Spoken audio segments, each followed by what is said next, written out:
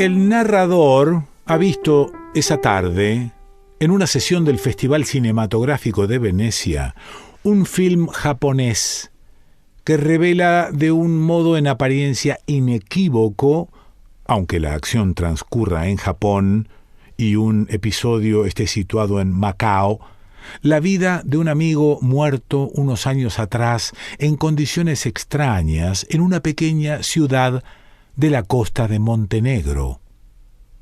Ha caminado conmovido durante varias horas, ha vuelto a su hotel, ha telefoneado a México, ha conversado con su mujer, pero nada logra disipar la perturbación que la escena final le produjo.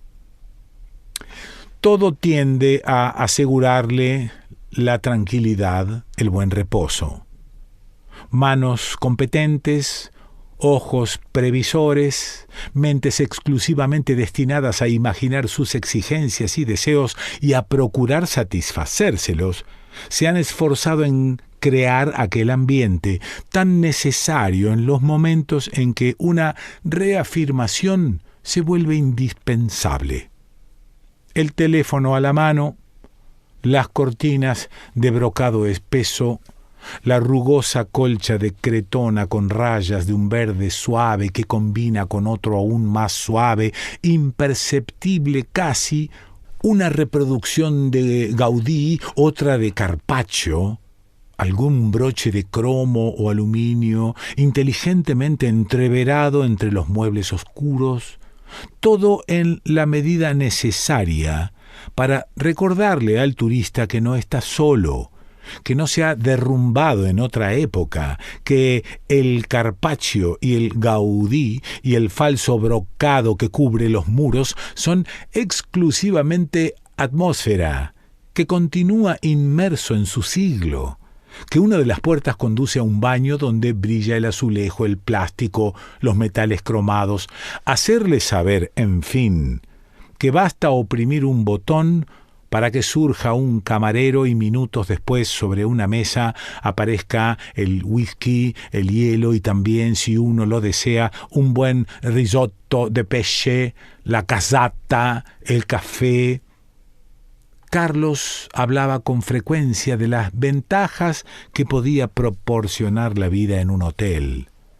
En realidad, buena parte de su existencia transcurrió en ellos. Conocía toda la gama, desde ese tipo de hoteles hasta las casas de huéspedes más inmundas, cuartos de alquiler de aspecto y hedor inenarrables, a saber, cómo sería aquel sitio en que pasó sus últimos días. En la película aparecía un viejo caserón de madera de 2 plantas. En el piso de arriba se hallaban los cuartos, habitaciones rectangulares con 6 o 7 camastros. Abajo, una sala de té donde se reunía la localidad a comentar las noticias, a jugar a las cartas, a matar el tiempo. Llueve sin interrupción. La lluvia torrencial forma, como a Rashomon, cortinas sólidas, grises, densas, que no solo incomunican a las personas, sino a los objetos mismos. El hotel está casi vacío, no es temporada. En su cuarto es el único huésped. La humedad y el frío lo torturan, lo hacen sentir permanentemente enfermo. Ha llamado varias veces a la encargada para mostrarle las 2 goteras del techo, pero la vieja se conforma con gruñir y no tomar medida alguna. Termina por poner un recipiente bajo una y bajo la otra una toalla. Cada cierto tiempo debe levantarse para exprimir la toalla por la ventana. Recoge las mantas de las otras camas para cubrirse. Sus días transcurren en una neurastenia casi intermitente. Se pasa horas enteras en la cama, acurrucado bajo la montaña de cobijas, pensando solo en el frío que le atiere las manos. Su imagen es la de un animal enfermo.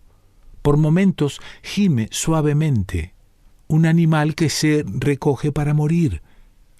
y sabe que apenas ha empezado el invierno, que deberá resistir esa canallada de la naturaleza durante largos meses y que los peores aún no se presentan.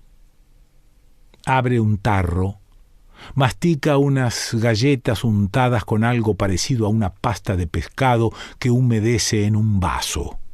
Hace movimientos de gimnasia para tratar de entrar en calor. A veces toma su libreta y baja a la sala de té.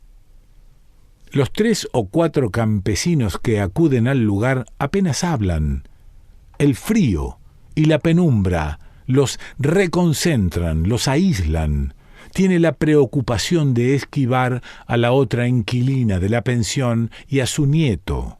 En días pasados se había sentado a tejer a su lado para espetarle un discurso nauseabundo sobre sus padecimientos, diarreas, resfriados, punciones, los nervios, el hígado, pus que no cesa, inyecciones, lavativas, baños de azufre. Por la ventana se ve solo el manto gris de la lluvia. La camarera hace prodigios para recrear ese mundo de oscuridad en que de golpe hay uno que otro destello luminoso. Las gotas que rebotan en la acera como balas en una superficie metálica. El viejo desvencijado automóvil oscuro que cruza el pueblo en medio de un derrumbe de cielos. Tras el auto, el poeta menesteroso, envuelto en un abrigo harapiento que le llega a los pies, se abre paso a la carrera. Agita los brazos como si luchara contra la misma sustancia espesa de la vida. En una mesa, cerca de una estufa de hierro cuyo calor a nadie parece llegar a beneficiar, el obeso protagonista, qué lejos ya del atildado joven de las escenas de pasión de Macao, intenta trazar con desgana algunos signos en su cuaderno. Las ideas no fluyen. Escribe unas frases, las tacha. El plumón comienza a bailar, a titubear, traza líneas, dibuja flores, perfiles de mujer, números, vuelve a detenerse. Recomienza la tarea de esbozar aquel párrafo que con tantas dificultades parece avanzar. Arranca al fin la página, la estruja y la tira. Pide una botella de licor y llena un vaso. En ese momento irrumpe en el local, empapado, tembloroso, el viejo bardo. Es evidente que el modo de manejar la luz entraña una intención simbólica. La atmósfera psicológica, al menos, se concentra o se distiende con su ayuda. En las primeras escenas, las de la juventud, la claridad es radiante y va en aumento hasta la parte de Macao, donde la luminosidad se vuelve a momentos intolerable. Todo contribuye a ello, no solo el sol siempre a plomo sobre los personajes, los trajes claros y vaporosos de la bellísima actriz que reproduce a Paz Naranjo, los sombreros de paja de los jóvenes, los toldos color crema de los cafés al aire libre.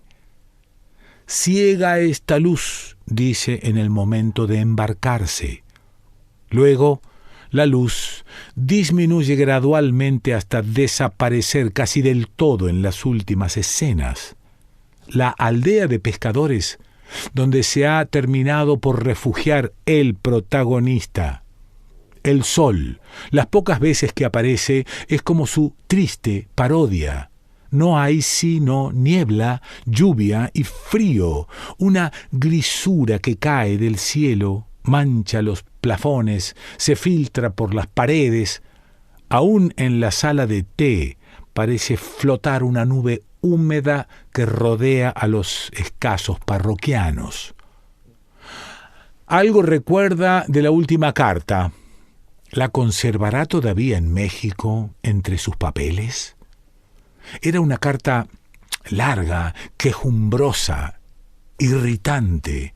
Hablaba de la melancolía que se había apoderado de aquella diminuta ciudad tan pronto como el otoño comenzó a dar paso al invierno, de la oscuridad y la lluvia y la falta de incentivos, de la carencia de personas con quienes conversar, de su encuentro reciente con un viejo poeta desdentado de barba rala y larga que había preferido la soledad de un escondrijo en la montaña, su único compañero.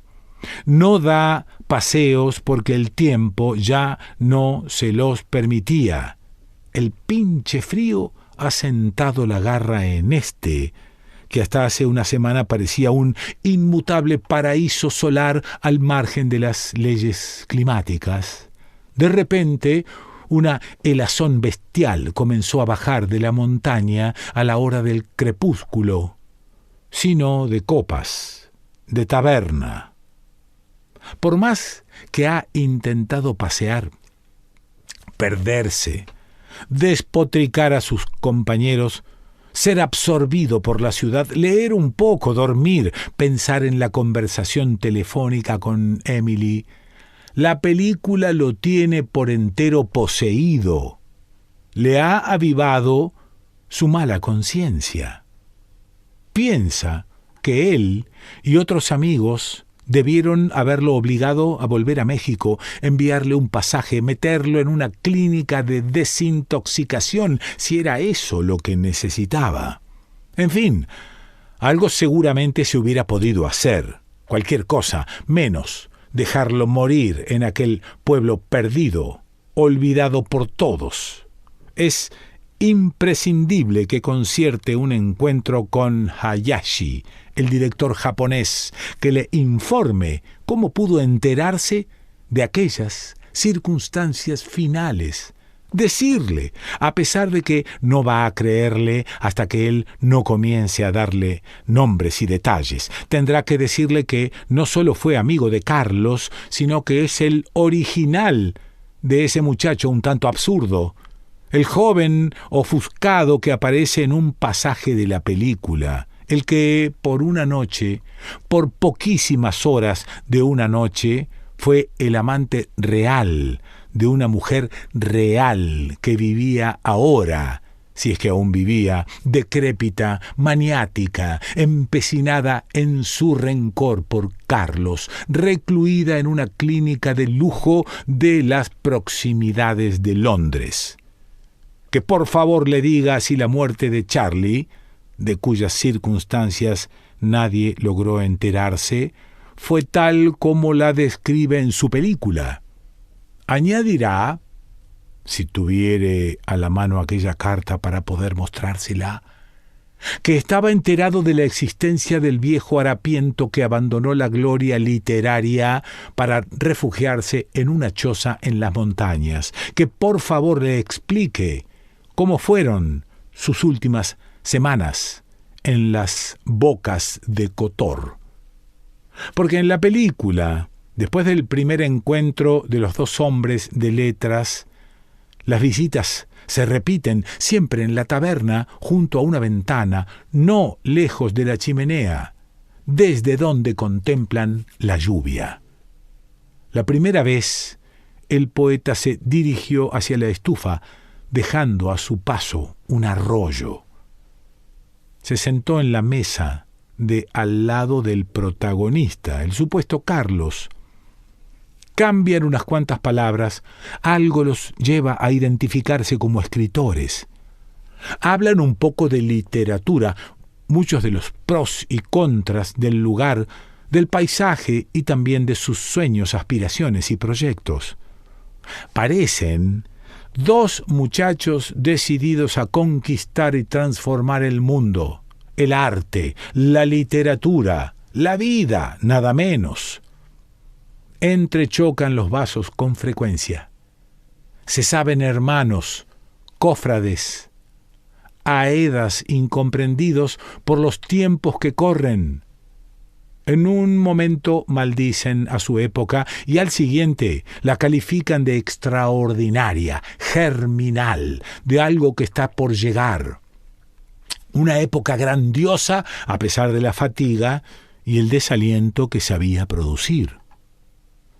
Y un día le confía que se encuentra en dificultades. Le habla de su miseria, del cheque que no llega.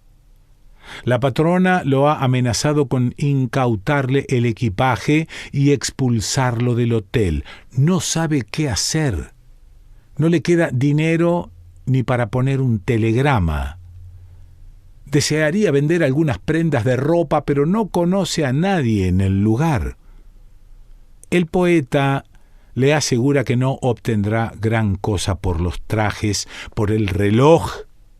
Quizá por el reloj, en cambio, podrían darle una buena suma, pero él se resiste, se excusa diciendo que es un antiguo regalo. Además, no saber la hora le hace sentir mal, le produce mareos, náuseas. El poeta insiste, le asegura que conseguirá el dinero en menos de media hora. Por fin, se desprende del reloj, luego espera, víctima de la mayor postración nerviosa. Está seguro de que otra vez lo han timado, que esa noche lo echarán de la pensión. El reloj era lo único con lo que contaba para que algún chofer lo devolviera a la civilización. Cuando regresa, el otro con el dinero apenas lo puede creer. Llaman a la patrona, paga la cuenta, le sobran todavía unas monedas. Piden una botella de licor, luego otra. Se emborrachan. El protagonista escucha cómo aquel viejo desdentado, sucio, desaliñado hasta lo imposible, que no ha dejado ni siquiera en los momentos de mayor fraternidad de producirle cierta repulsión, le confecciona con gran locuacidad y un enorme despliegue de muecas, de carcajadas que dejan al desnudo las encías, los restos de dientes putrefactos, con guiños que ponen todo el rostro en movimiento hasta formar un crucigrama de arrugas, suciedad y pelos, un porvenir despojado de preocupaciones económicas. Lo oye al principio con asombro, luego con un tembloroso deseo de participación, al final con entusiasmo narrar sus experiencias en aquella cabaña donde escribe cuando le viene en gana, sin preocupaciones de ninguna especie, y de la que muy de tarde en tarde bajaba al pueblo para comprar algún periódico, aunque ahora lo hacía más a menudo, para conversar con él, pues no era frecuente encontrarse en esos tiempos con gente de la ciudad, mucho menos de su categoría, y lo invita a compartir con él su casa. Allí conocerá la calma que buscaba y podrá terminar esa novela de la que en varias ocasiones le ha hablado. Siguen bebiendo. Luego, tambaleantes, con pasos inseguros, suben al cuarto. Con la ayuda del poeta, recoge sus cosas y las guarda en la maleta. Meten la ropa revuelta en desorden, las latas de alimentos, un par de zapatos de lona, ponen los libros, las carpetas y los papeles dispersos por el cuarto en una cesta que cubren con periódicos. Después, bajo una lluvia fina, en medio de la oscuridad, caminan por la larga y estrecha calle principal, la única, del pueblo, al lado del mar. Comienzan a ascender la montaña por una vereda empedrada. La lluvia los ciega a momentos. Caen de cuando en cuando, maldicen estrepitosamente, se detienen a tomar aliento. La botella pasa de mano en mano con cierta regularidad. Ambos, él sobre todo, están del todo ebrios. Siguen caminando. Al final aparece el reducto de su amigo. unas grandes peñas mal arracimadas, como gajos desprendidos de la misma montaña, cubiertas con un techo de paja. El poeta empuja la puerta y lo invita a pasar. En ese momento, fulminado, se da cuenta de todo. Contempla el montón de paja húmeda que compartirán esa noche, los restos de una fogata, el suelo de tierra empapada.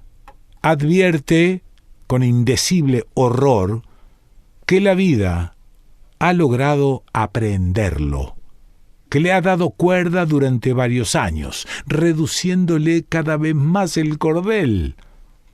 Sabe que aquel vejete inmundo ha sido el cebo que lo condujo a la trampa, que el mundo ha logrado por fin desembarazarse de él, ponerle, y con rigor, los puntos sobre las íes, excluirlo definitivamente. Sabe que no podrá vivir en aquella posilga, pero que tampoco le permitirán volver al hotel, que ha trascendido esa etapa.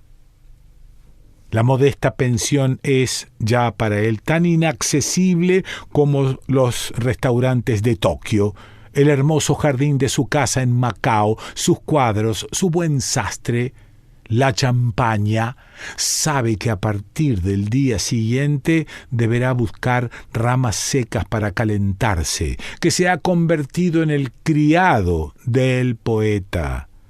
De vez en cuando bajará al pueblo a mendigar y comprar víveres y alcohol. Para la gente del lugar, no será sino un loco más. También a él se le pudrirán los dientes. Sale de la cabaña, comienza a correr, equivoca el sendero. La lluvia se ha vuelto otra vez torrencial. Corre al lado del acantilado, resbala, emite un grito breve, más bien un gemido. La cesta queda flotando sobre el agua. Ícaro ha vuelto a hundirse en el mar. En la cabaña, entre tanto, el poeta hurga en la maleta. Se prueba con júbilo los pantalones, las camisas, un suéter, olfatea con deleite la bolsa de tabaco. Por un momento el recuerdo de aquella escena le hace sentir la necesidad, la urgencia de volver a oír la voz de Emily. Está a punto de pedir otra llamada a México. Pero después de un momento de incertidumbre, resuelve que sería insensato llamar por segunda vez. Daría una falsa impresión.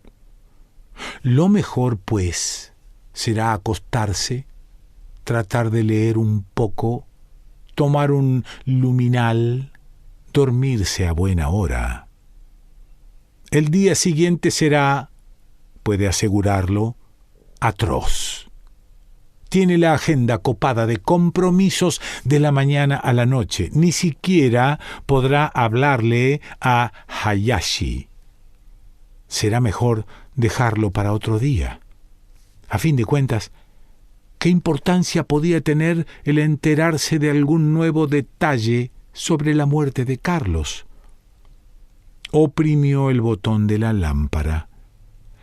El paisaje de Gaudí, las rameras de Carpaccio, los brocados, The Towers of Trebizond sobre la mesa de noche, el teléfono, fueron absorbidos por la oscuridad.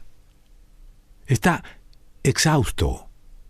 Mete una mano bajo la almohada y de inmediato se sume en un sueño que borra toda la fatiga, el estupor, la culpa o el rencor que aquel abigarrado día le había producido.